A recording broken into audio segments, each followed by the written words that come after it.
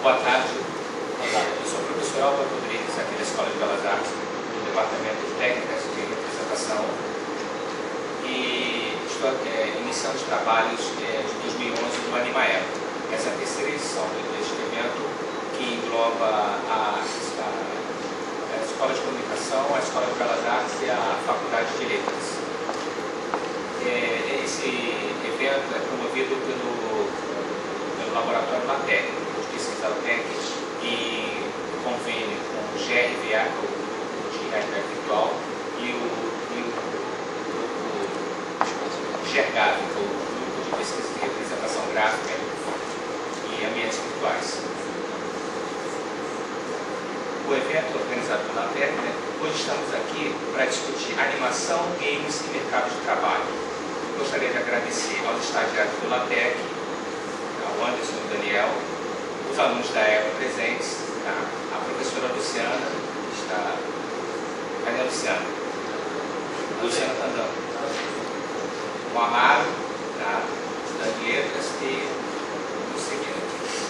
A primeira, vou passar a palavra agora para a professora Marta Benetti, cujo tema da apresentação dela será interfaces gráficas no game online Lineage 2. A Marta é professora do curso de graduação em pintura da Escola de Belas Artes da UFRJ. É graduada em pintura, doutoranda em artes visuais, imagem e cultura, investigando novas mídias e games. Atuou como designer de games em 2005 a 2007 na empresa Anytime Mobile Solutions, no Rio de Janeiro. Hoje trabalha como professora, pesquisadora, pintora e ilustradora.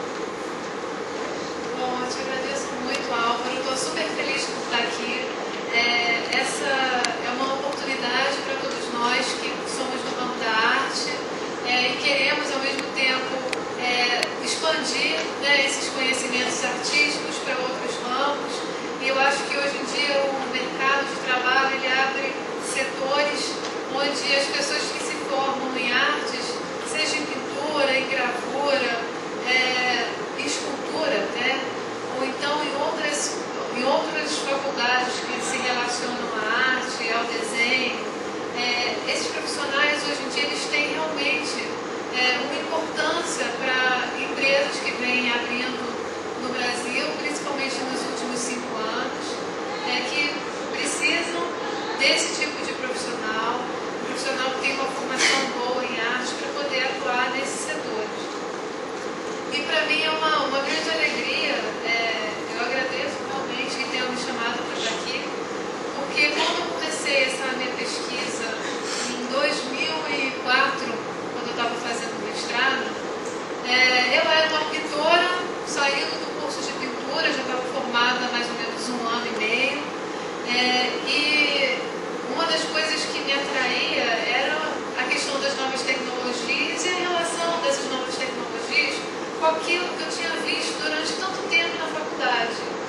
Então, eu ficava me perguntando o que será que eu aprendi e que já está aí, e que pode estar no universo dos jogos, do cinema. Como será que os jogos e o cinema absorveram todo esse conhecimento do desenvolvimento da linguagem, da pintura, da linguagem imagética ocidental? E eu me fazia esses questionamentos, até porque eu me formei em pintura, mas eu também atuava como ilustradora, como designer, e acabei também enveredando por uma área de games, que hoje em dia eu não faço mais. Hoje em dia eu trabalho sobretudo como ilustradora, como pintora.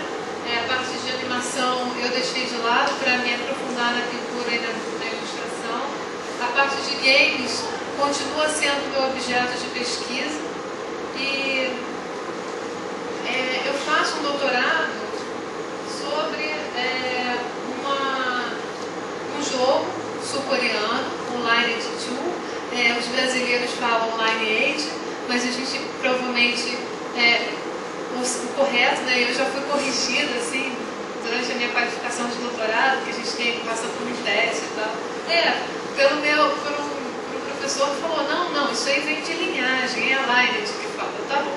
Então, de agora em diante eu vou falar Lineage 2, que é o nome, é a pronúncia correta do nome do game. Então, qual é o foco da minha tese? É a análise de imagens, de ambientes e avatares desse jogo. Só que eu não podia apenas me inserir nesse universo virtual e catar essas imagens e começar a analisá-las do nada. Eu precisava entender como é que esse jogo foi produzido, qual foi o contexto de produção desse game. Ele é sul-coreano, como é que é isso? Mas ele tem uma cara de norte-americano às vezes ele tem uma cara de sul-coreano. Como é que foram esses modos de produção? Então, o que eu trouxe para vocês aqui hoje são duas coisas fundamentalmente que fazem parte de dois artigos que foram apresentados recentemente em congresso e tal, mas para que a nossa comunicação não fique sem um objetivo muito específico, eu optei por trazer essas imagens e essas apresentações para dar para vocês o conteúdo do que eu venho pesquisando, porque hoje em dia eu sou realmente uma pesquisadora desse game. Eu não vou nem dizer para vocês que eu sou uma pessoa que entende muito de games, eu não sou essa pessoa. Eu gosto de games, eu acho eles interessantes. Eu jogo o Lineage 2 porque eu preciso jogar. Então, como pesquisadora, eu me insiro ali naquele mundo online como uma antropóloga mesmo, para pesquisar aquele espaço virtual.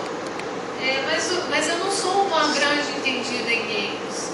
Eu me especializei em realidade virtual, os conceitos do virtual, o conceito da imagem virtual, as questões da fantasia medieval dentro dos games online, a questão da paisagem virtual em relação à paisagem romântica, que foi o foco do meu mestrado, em relação a games também. E no doutorado eu escolhi um desses games para trabalhar, que foi esse, curiosamente foi esse, porque era um game que eu já jogava, pelo qual eu tinha um interesse estético, porque eu achava as paisagens dele muito bonitas, achava os avatares interessantes, me encantava esse jogo, e por mais um motivo, porque não podia ser só esse o motivo de escolha, até poderia, mas não foi. Esse jogo, ele foi muito jogado pelos jogadores brasileiros, ele tem aqui um mercado já consolidado e foi muito pirateado também pelos brasileiros. Os brasileiros adoram jogar nos servidores piratas do Lineage 2. Então foi mais uma motivação que me fez procurar esse jogo, ter esse jogo como objeto de pesquisa. Bom, então vamos lá. O objetivo dessa apresentação: contextualização do objeto de pesquisa e de seus modos de produção, partindo do princípio que a estética do game tem relação com a demanda de mercado e com as influências externas. Esse game não surgiu do nada, ele foi produzido por alguém em algum lugar. Vamos ver como é que isso se relaciona com a estética do game. Era essa a minha pergunta. A outra pergunta: exibição, o tema, né? Exibição de uma análise de imagens das interfaces do game, observando o dispositivo do jogo como cruzamento de mídias. Porque a gente fala, é o jogo, mas o que é o jogo? Por que é composto o jogo? Como é que ele é engendrado? A partir de que mídias que ele aparece como jogo, como dispositivo jogo? E aí eu trouxe para vocês uma análise de interface, porque a gente fala interface de uma forma muito vulgar. Qualquer coisa para a gente pode ser uma interface, de fato, só que pegar essa interface e decupar essa interface, entender como ela é feita e por que ela é feita e o que significam as imagens que geram essa interface, foi o meu objetivo com essa pequena pesquisa. Tá bom? Então vamos lá. Contextualizando a produção de Lineage 2, o pioneirismo da Coreia do Sul no mercado oriental e a influência norte-americana. Bom, eu acho que vocês já entenderam que o Lineage 2 é um game para PC online, multiplayer, do gênero MMORPG. O que é um MMORPG? São games online com características de RPG, jogados por um grande número de pessoas que compartilham o mesmo espaço virtual em tempo real. Aí sou eu inserida no game Lineage 2, eu sou uma Spellsinger, que é uma classe de elfas, que são mágicas, são magas, e eu tirei esse screenshot para vocês terem uma noçãozinha da interface do game e de uma das suas ambiências. Bom, a produtora desse game é uma sul-coreana que se tornou uma empresa transnacional e está inserida no mercado global. Inicialmente criados nos Estados Unidos, esse tipo de games, né, os MMORPGs, eles se multiplicaram na década de 90 exponencialmente no leste asiático e no sudeste asiático, especialmente na Coreia do Sul e também na China e em Taiwan. Em princípio, os games produzidos na Coreia do Sul, eles não tinham influência do Japão. Isso é curioso, porque as pessoas pensam que só porque veio do Oriente, o jogo teve uma influência japonesa por causa dos consoles japoneses, dos jogos japoneses eletrônicos dos anos 80 que bombaram, né? Mas a Coreia do Sul, ela tem uma história de rivalidade com o Japão. Ela foi dominada pelo Japão de 1910 até 1945. Então, quando acabou a Segunda Guerra e ela conseguiu finalmente se ver livre da dominação cultural japonesa, né, cultural e também econômica japonesa, o que eles fizeram? Barraram todos os produtos japoneses, falaram, não vamos importar mais nada de vocês, nem vem que não tem. Agora eu vou olhar só para o Ocidente. Ou então, no máximo, para a China, porque a Coreia do Sul, tanto quanto a do Norte, né, as Coreias, elas foram estados tributários chineses até a dominação japonesa acontecer. O que é um estado tributário? Ela pagava tributos à China, porque assim ela se sentia protegida. Porque imaginem só, é a Península Coreana aqui, a China aqui e o Japão aqui. Estou fazendo um mapa de frente para mim, tá? Então, a Península Coreana, ela fica num local estratégico e também um local vulnerável, porque ela está lá encalhada entre a China e a Rússia. Então, ficar ali, se você não tem um parceiro forte, pode ser perigoso. Quando ela deixou de ser Estado tributário chinês, veio o Japão e invadiu.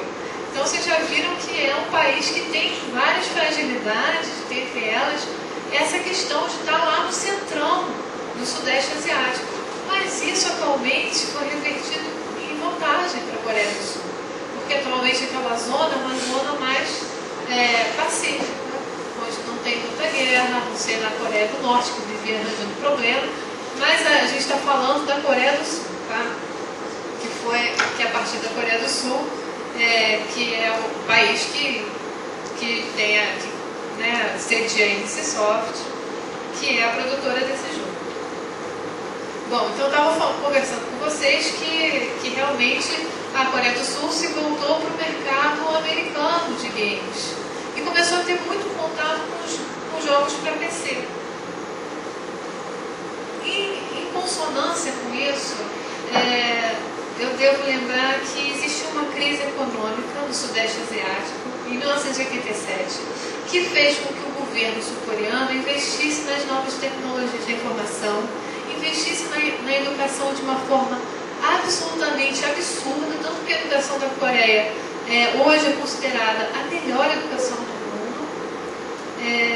E, além disso, esse governo incentivou a indústria cultural, a expansão das bandas largas e o apoio à indústria dos games, que em 2005 já ocupava 45% da receita de exportação do país relacionada a entretenimento e cultura. Eu vou mostrar para vocês uma PC Bang coreana. Uma PC Bang é uma lan house coreana, que é um tipo de lan house que fica aberta 24 horas por dia, um cybercafé super confortável, onde as pessoas adquiriram o hábito de jogar, de trabalhar, de se encontrar. Então elas servem como pontos de encontro para as pessoas jogarem em rede. Olha que engraçado, elas vão para lá para jogar em rede. Eu acho isso curioso, essa dinâmica sul-coreana de entretenimento e lazer. Mas isso aconteceu por quê? Porque como o governo apoiou realmente a expansão da banda larga na Coreia do Sul, esse tipo de loja se proliferou e as pessoas consolidaram esse hábito principalmente porque elas tiveram isso aqui, ó, o StarCraft. E o StarCraft foi importado dos Estados Unidos pela Blizzard. Foi feito pela Blizzard, né? Foi importado dos Estados Unidos. E a Blizzard contratou uma distribuidora sul-coreana. Só que no meio da crise, essa distribuidora fez o seguinte: olha, não vou cobrar por usuário, não. Eu vou cobrar das PC Banks. As PC Banks me dão um retorno financeiro e as pessoas jogam o quanto quiserem lá, ok? Ok. Aí StarCraft virou uma febre, porque as pessoas só tinham que pagar o dinheirinho para jogar eles durante algumas horas e podiam jogar o que quisessem, escolhiam o StarCraft para jogar, que é online, é um MMO, construído em 2D e perspectiva isométrica. Bom, junto com esse sucesso aí do StarCraft, as empresas sul-coreanas que estavam começando a entrar nesse mercado de games pensaram que vamos fazer um parecido. E aí a NCSoft resolveu fazer o Lineage. O Lineage foi lançado em 98, o Lineage 1. Eu estou falando do Lineage 2, que é o meu objeto de estudo, tá? Estou falando do 1. Foi lançado em 98, considerado logo o game online mais densamente povoado do planeta. Em 2002 tinha mais de 4 milhões de assinantes no mundo inteiro. E a temática do Lineage 1, que daqui a pouco eu vou mostrar para vocês, foi influenciada por esse jogo, que é o último online. Muitos de vocês já devem ter ouvido falar desse jogo. É de 97, da Electronic Arts. Ele tem uma temática fantástica medieval. Agora, olhem só o Lineage 1, que gracinha que ele é. Qual a diferença dele para o nosso amigo Último Online aqui? Esse aqui é feito em pixel art, gente. Pixel por pixel, na perspectiva isométrica, blá blá blá. Esse aqui também é. Só que para facilitar a produção desse jogo, ele foi construído em 3D, modelado em 3D. Aí se capturou aquela imagem em 3D e se montou como se ele fosse um jogo 2D. Então ele é um jogo 2D, essencialmente. Só que ele foi modelado em 3D e as imagens de 3D foram capturadas. Entendeu? Bom, o que a gente pode falar mais dele? Esse jogo ele ficou por muito tempo, e até hoje ele é um grande sucesso na Coreia do Sul, o Lineage 1. E é claro que a NCSoft pensou em lançar o Lineage 2, né? Principalmente porque esse tipo de estética de games, é um game em 2D, ele começou a ser preferido em favor dos jogos 3D que estavam sendo produzidos nos Estados Unidos. Porque os ocidentais, diferentemente dos orientais, preferem jogos 3D. Sacam o Renascimento, descoberta da perspectiva, tentativa de transpor para o plano, no nosso universo tridimensional, tentativa de representar o mundo como a gente vê. Pois é, o ocidental tem disso. O oriental não. O oriental estava feliz com o manhwa dele, que é o mangá, é o mangá sul-coreano. O oriental está feliz com as representações deles, que são totalmente lineares, que têm cores chapadas. Ou seja, é uma cultura visual, gente, muito diferente do Ocidente. Então, quando a gente vê, não, mas olha, o Ocidente é muito mais evoluído, porque ele investiu em jogos 3D muito antes do Oriente. Mas não é por isso, não, é uma questão de preferência e de encanto pela imagem, que é diferente em cada cultura. Então, nesse espacinho de tempo, deixa eu só tomar uma aguinha.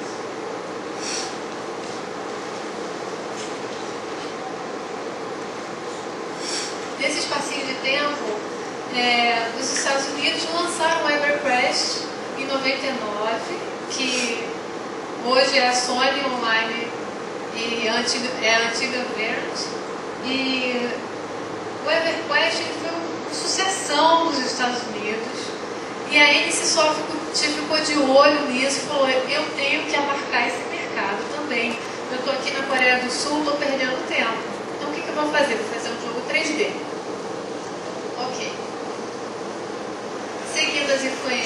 tendências do mercado ocidental, que pedia jogos tridimensionais, e aproveitando a popularização da banda larga nos Estados Unidos, a NCSoft criou uma subsidiária lá, em Austin, Texas, em 2000. Em 2001, agregou ao seu time o criador da série Ultima Online, que ficou muito chateado porque a produtora do Ultima Online não queria lançar a série do Ultima 2, e saiu da produtora e falou: vou trabalhar com esses sul-coreanos aí. E contratou também 19 outras pessoas da Destination Games, que era um outro estúdio importante. E em 2002, visando a produção do Line 2, fez a importante aquisição do estúdio ArenaNet de Seattle, que possuía os desenvolvedores do StarCraft e do Warcraft. Então, olha que time que a NCSoft agregou nos Estados Unidos. A equipe que fez o Line 2 garante que o que promoveu o sucesso do jogo foi porque eles testaram o jogo exaustivamente, e também porque o design desse jogo foi realizado pensando no mercado sul-coreano, mas também pensando na adequação desse jogo ao modo de se jogar norte-americano. Explico. Os sul-coreanos são um povinho que adora uma comunidade. Eles adoram jogar em grupo, e todas as dinâmicas de jogo do Lineage 1, principalmente, são dinâmicas em grupo. Você não consegue fazer nada sozinho. Você pode evoluir o seu avatar até o nível 1000, que se você estiver sozinho, você precisar pegar a pedra que está embaixo do dragão, você vai precisar de 5 companheiros, cada um com uma profissão diferente. Agora, no Lineage 2, você pode fazer as coisas sozinho sim. Não precisa ter tanta relação como essa associação a outros jogadores. E essa experiência de jogar solo é uma experiência que o norte-americano gosta muito, que o ocidental preza. Não tanto quanto o coreano, que prefere jogar em grupo. Por isso que prefere ficar todo mundo lá que se dengue, porque aí um fica gritando pro outro o que está fazendo, o que precisa fazer, e todos se conversam no mesmo ambiente real e vão estar jogando no mesmo ambiente virtual. Então, esses aspectos culturais são muito interessantes quando se estuda o jogo, e fazem do jogo algo diferente em relação a outros jogos produzidos no mesmo lugar. Então, não é porque o Lineage 2 foi produzido nos Estados Unidos que ele vai ser diferente totalmente dos jogos sul-coreanos. Não. A NCSoft é a produtora do Lineage 2. Operar esses servidores locais e ter um grande escritório satélite nos Estados Unidos aumenta muito o custo da produção de um jogo, que poderia ser realizado apenas por uma produtora local.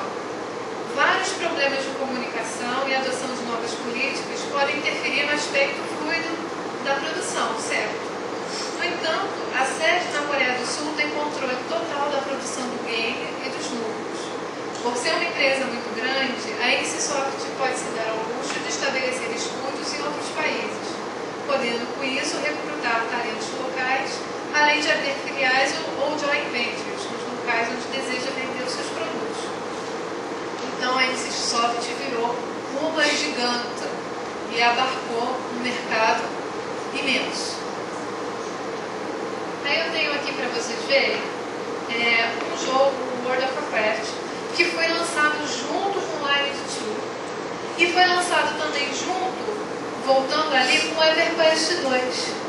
Desses três, World of Warcraft e Lineage 2 foram para o mercado asiático, para o mercado norte-americano e para o mercado europeu. Já o EverQuest 2 ficou lá só no mercado norte-americano, ele não tinha apelo para os asiáticos. Já o World of Warcraft conseguiu ir adiante. E eu vou mostrar para vocês também, antes de passar para uma próxima parte, os lançamentos da NCSoft. São lançamentos que são direcionados para mercados. Por exemplo, o City of Heroes, ele é direcionado para o público norte-americano. Ele se baseia nas comics, nos quadrinhos, tem como foco, em termos de ambiências, as paisagens urbanas. O Guild Wars, ele já é totalmente direcionado ao público europeu, pelo tipo de paisagem que ele tem no jogo, pela dinâmica entre os jogadores e também pela temática que é fantástico medieval europeia, tá? É bem notório que ele foi pensado para a Europa. Mas isso fica muito claro quando a gente entra no site dos dois e vê para que são traduzidos esses jogos, para que línguas eles estão sendo traduzidos. Por exemplo, o Guild Wars é traduzido para várias línguas europeias. O City of Heroes, ele só fica lá no inglês, acho que no alemão, mas ele não tem francês, não tem espanhol, como o outro tem, tá? E os sul-coreanos nem ligam para esses dois jogos. Engraçado. E nós temos aí o último sucesso da NCSoft, que é o Whale. O Whale é uma derivação do Lineage 2. O Lineage 2 ficou muito tempo. São 8 anos agora de jogo, com vários e vários pacotes de expansão. É muito tempo para um jogo sobreviver nos dias de hoje, onde tudo é tão rápido, né? Tudo é consumido tão vorazmente. E o Whale, ele pega toda essa experiência que os desenvolvedores tiveram com o Lineage 2 e usa a seu favor. É claro que é direcionado também para o mercado sul-coreano. E aí acaba abarcando o mercado norte-americano e europeu e blá blá blá. Eu vou mostrar para vocês aqui o Lineage 2, o site do Lineage 2. Vocês podem ver que ali embaixo tem uma bandeirinha do Brasil escrito ao lado, para nossos jogadores brasileiros. Quando você clica ali, você sai do site da Level Up, que é a empresa que distribui esse jogo aqui no Brasil, o jogo oficial. E aí embaixo, um screenshot que eu mesmo tirei. Bom, para terminar essa primeira parte, como sugere o Renato Ortiz, que é um teórico, talvez seja necessário traçar distinções entre os termos global e mundial para entendermos um pouco melhor a dinâmica de identidades que se cruzam dentro do game e também fora dele, quando refletimos sobre a sua inserção no mercado. Segundo Ortiz, o global seria tudo aquilo que se refere a processos econômicos e tecnológicos. Já mundial seria o que está vinculado tanto às questões de globalização quanto ao que se refere ao universo simbólico abarcado pela cultura. Lineage 2 é um produto que circula por meio de estratégias globais, a fusão da empresa com produtores norte-americanos, unidades descentralizadas dessa empresa, seu foco no mercado amplo, que trazem para o produto uma identidade que prevê predicados cosmopolitas e desterritorializados. Por quê? Quando a gente olha a Lineage 2, a gente não sabe muito bem de onde que ele vem. O primeiro Lineage, de 98, foi claramente baseado nas convenções ocidentais para RPGs eletrônicos, sendo criado nos modelos europeus e norte-americanos do que é vulgarmente chamado fantasia medieval, tendo como exemplo fundamental para a parte temática e funcionalidade o jogo norte-americano Ultima Online de 97. Já Lineage 2 foi produzido de forma estratégica a fim de abarcar o mercado global. Esse tipo de estratégia adotado pela NCSoft desde que foi fundada emerge com a globalização, traz consigo uma ideologia específica que costura a liberdade individual, autonomia e democracia. No entanto, ao precisar escolher entre esse e outros jogos do gênero MMORPG, o consumidor não se sente tão livre assim. Empresas transnacionais como a NCSoft seguem uma tendência de mercado que apostam na concentração e na fusão, refletindo transformações tecnológicas e econômicas, aumentando sua capacidade de penetração no mercado. Ao pesquisarmos MMORPGs, não encontramos muitas produtoras que tenham um alcance tão grande. Nesse ponto, as pequenas empresas acabam ficando para trás, já que não possuem esse nível de penetração mundial. Sendo assim, é importante situarmos Lineage 2 como produto moldado por uma indústria cultural globalizada, o que contradiz a ideologia da liberdade e democracia implícitas em nossos hábitos de consumo. Sob esse aspecto, controle e monopólio existem. Dentre todos esses aspectos, o pensamento global e o agir local se confirmam. Quando o Lineage 2 é exportado para a Ásia ou para o Ocidente, não ocorrem alterações no jogo, mas um marketing diferente que ressalta as características desejadas para cada consumidor-alvo. Assim, local e global acabam não se excluindo, e o local sempre permanecerá como ingrediente daquilo que se pretende global. Bom, essa foi a primeira parte, que eu deixo assim